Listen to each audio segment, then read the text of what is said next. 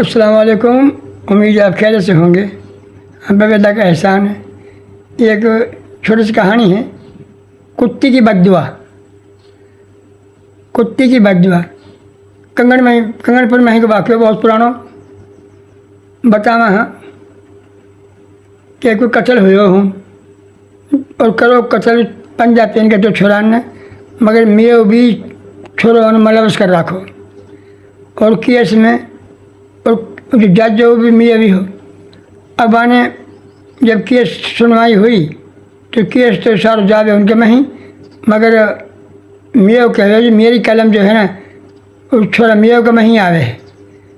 वहाँ ने 302 बना के लिख दी मियाँ के खिलाफ। वहाँ ने कही यार यू मैंने बहुत जोर लगाए हुए कि तू बेगुनाह मगर तू मेरी कलम तो माफ़ ना कर रही, क्योंकि उन लोगों अल्लाह ने तौफीक दी हिदायत दी तुझे पढ़े अल्लाह से माफ़ी मांगे भाई सही फैसला होना चाहिए।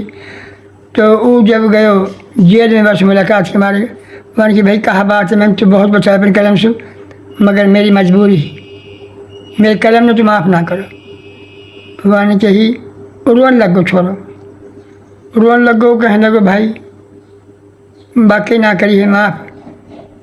बात कुछ ऐसे है कि मैं बीएलओ चला रहा हूँ कमादन में, तो मेरी बहन रोटी लेके आई मोड़ तो हूँ बेच पड़ी कुत्ती एक मुँह ना लगे पर तो वो कुत्ती पैगी मेरी बहन लो रोटी का हाथ सारा लत्ता फाड़ दिया वाने जख्मी कर दी जिगी वाने जिसम फाड़ दिया कुत्ती ने बहुत वो चिल्लाई चीखी।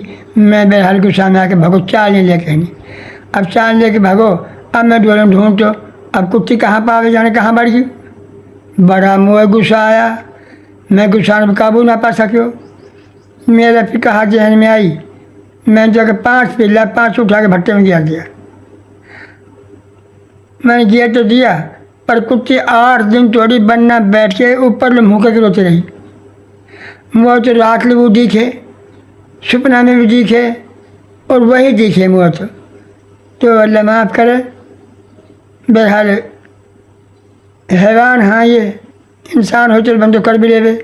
अभी हैवान से कहा करे जो होगो जल गुजर कर तो पर वह गुस्सा नहीं कुछ कंट्रोल ना कर सके वहाँ के ऊपर। अच्छा भाई अल्लाह हाफ़िज़।